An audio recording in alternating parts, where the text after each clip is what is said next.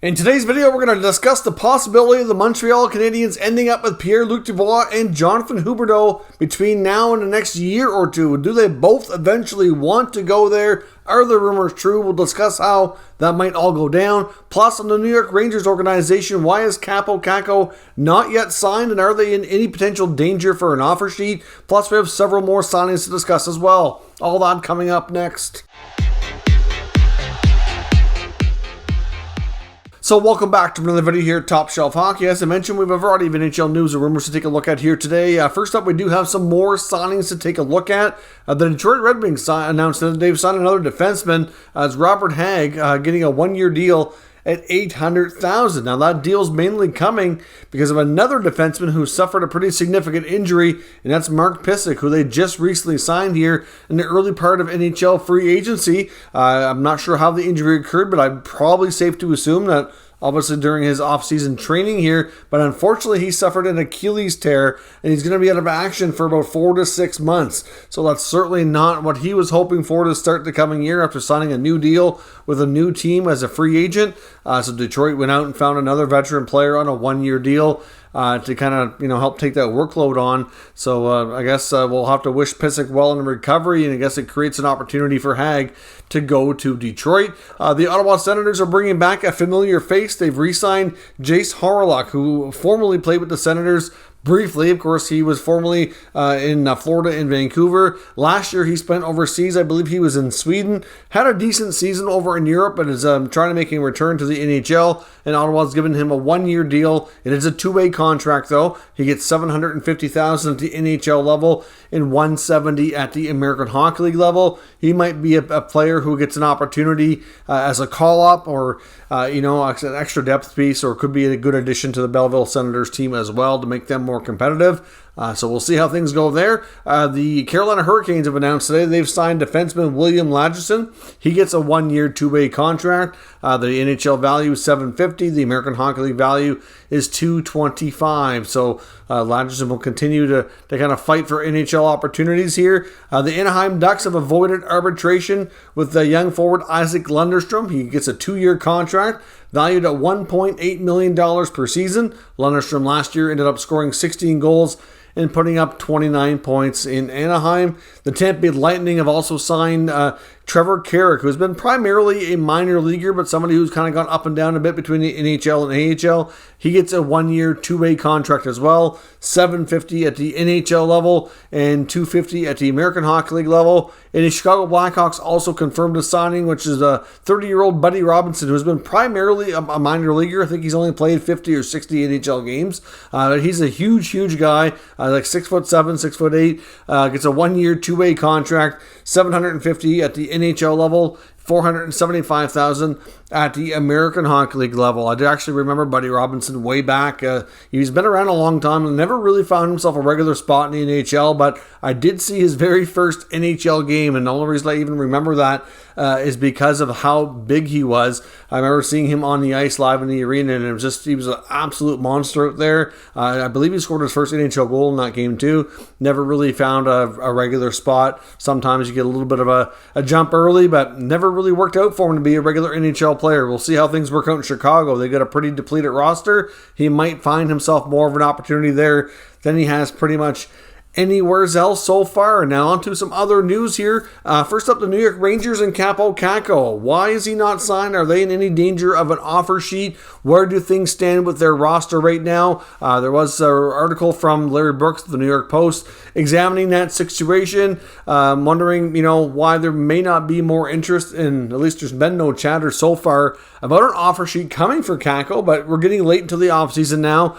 He does not have arbitration rights, so obviously you're not guaranteed to have a deal done here in short order. We know by August 11th, all the arbitration cases will be heard and settled, and they will all have contracts. But anybody who's not yet received that option as part of their contract, if they have less experience, just completing their ELC, because you have to have 4 years in before you can have arb rights, then ultimately some of those deals can drag on a little bit. If you look at the Rangers roster, he's really the only prominent player that's not signed right now. They have very limited cap space, about $4.8 million, but they don't have a full roster. Obviously, they had some changes a little bit on the back end, nothing too serious. So right now, if you look at cap friendly, it shows 4.8, but they only have 5 defensemen there. You have to move somebody up, which would be one of the younger guys from the minors. Obviously, that's right now. They did move Patrick Nemeth, so you're looking at either Nils Lundqvist or Jones, or one of those guys are going to have to go up. So it's going to take away, around 925 or whatever off your cap. So they really have about 3.7, 3.8 for space. And it's, I don't think Kakko is going to be able to command a ton of money. So if you look at everything, it's like, okay, well, why do they not have a deal done? Certainly negotiations, I think it's fair to say, have not necessarily gone well. We don't have any reason to think right now that they're gone really bad or anything. The Rangers obviously were a bit busy early on in free agency in the draft doing some other business. So I can understand why a deal like with Kakko, who doesn't have arb rights, might be kind of put a little bit to the side. But as Brooks mentioned here in his article, he's curious to see if things drag on long enough, would somebody come along and offer him even a 1-year deal, even 1 or 2 years at, you get him up over that $4.5 million range. That would be very difficult for the New York Rangers to match. Now, it doesn't mean they wouldn't do it, but it certainly puts them into a complicated situation. And the compensation's really not all that much for the other team who's, coming along to make that offer. So it's, to get a young player like Kakko, yeah, he might not be, full-fledged superstar material just yet, but he still looks like he has a ton of potential. Former number 2 overall pick. This Rangers team obviously had a ton of success last year. They don't have anybody else that they need to take care of right now. Obviously, they could potentially make other moves. We don't know. But looking at their cap for next year, they do have a bunch of expiring deals. They're going to have to re-sign players like Lafreniere.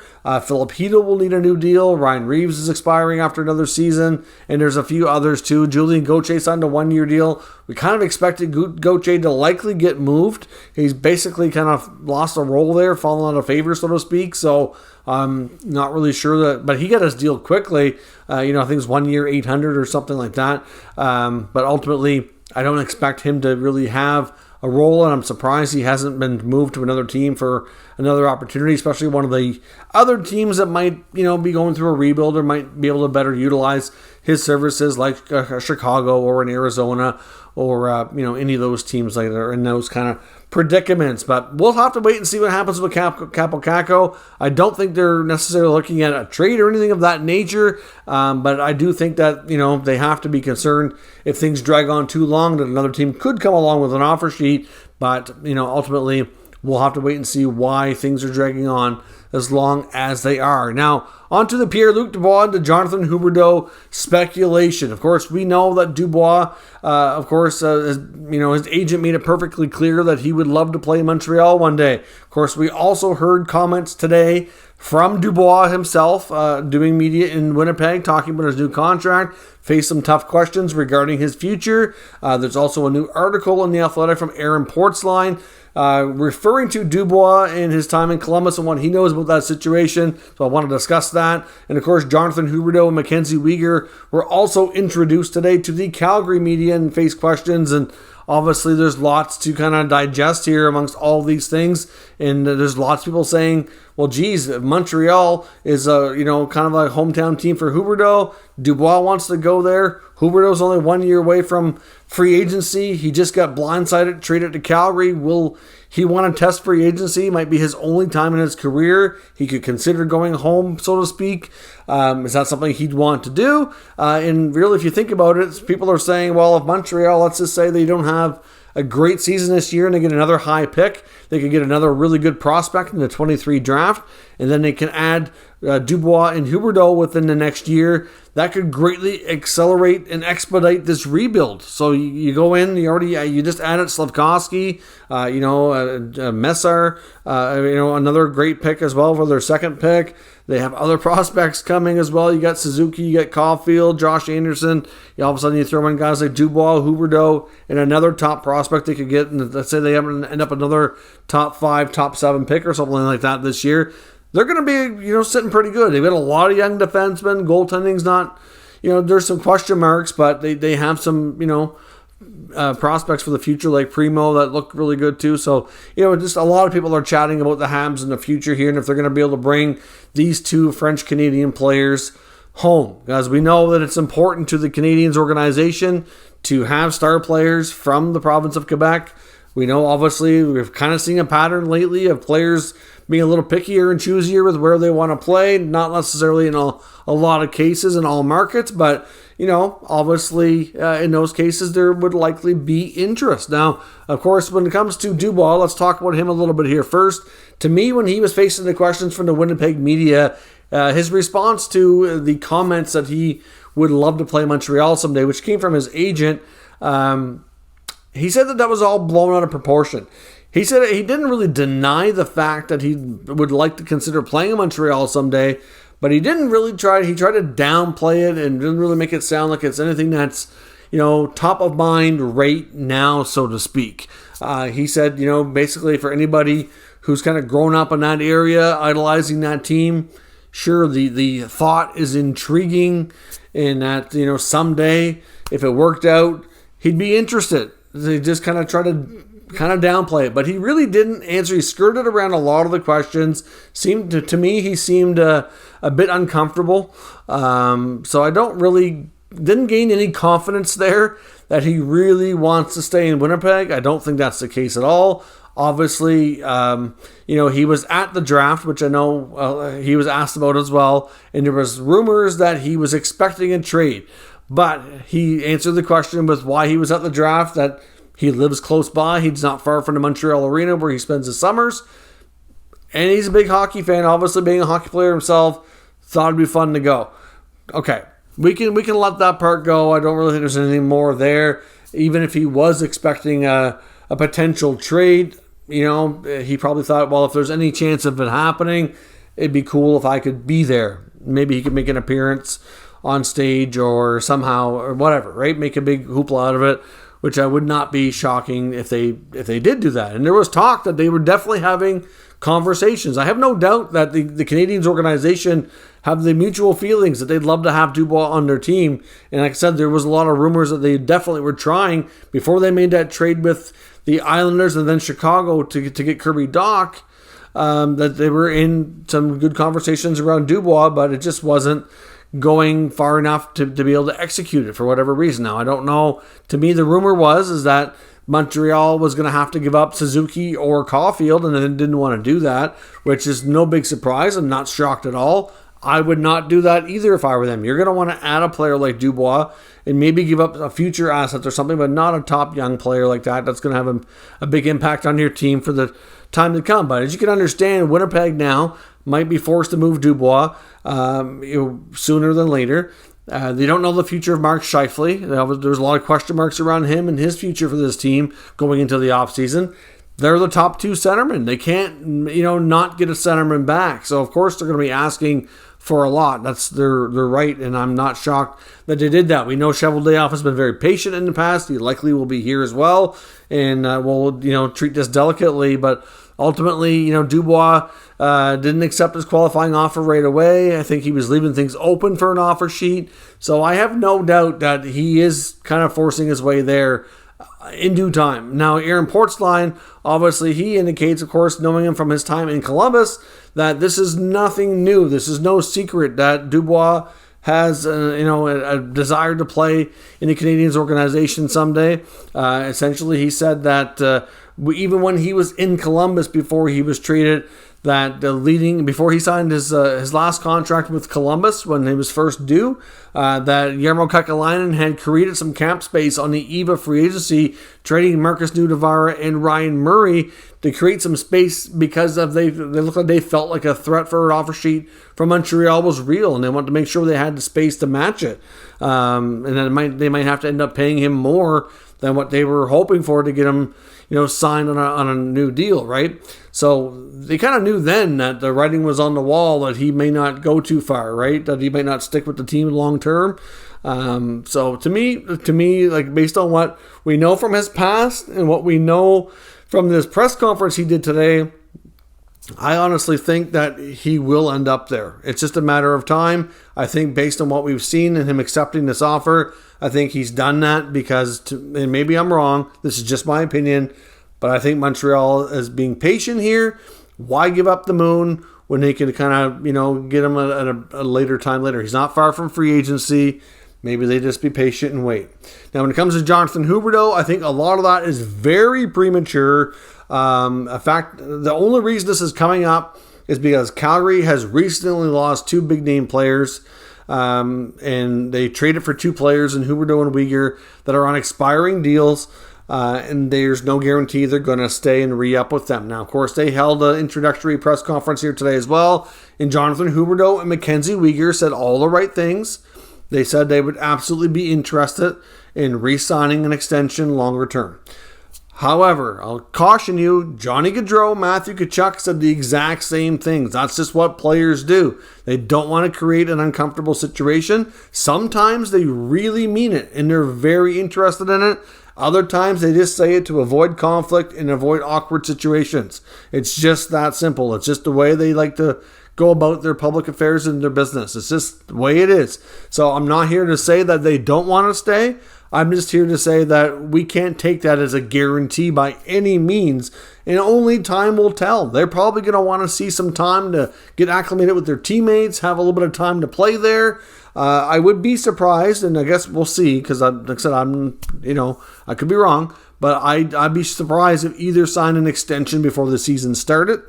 That they'd probably want to get there, get acclimated, see how they fit, and kind of feel things out at least a little bit before making that determination. Obviously had to go through a negotiation process. I think Calgary, as much as they're in a better cap situation right now, they may want to get some of the rest of their business done before they even get too far with extensions on those guys. They still have to sign some other players like Shillington and Mangiapane. That could be a little bit complicated. They're going to look at their long-term situation.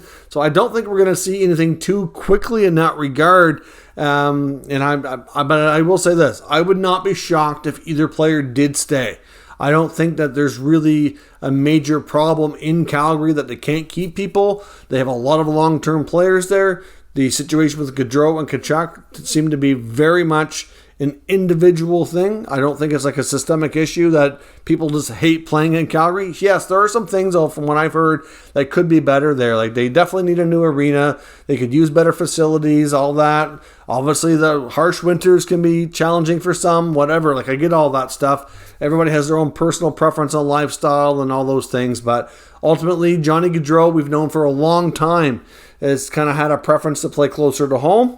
I think he enjoyed his time in Calgary, and based on what he said, I think it was a tough choice for him. And I do think that ultimately that was just to boil down to, like, Calgary couldn't sell him on the idea of anything that's going to be more important than his family. It's just that simple. When it comes to Matthew Tkachuk, he ultimately said that he kind of made up his mind about a week and a half before things kind of got public and the trade happened, but that he's been thinking about it for a few years.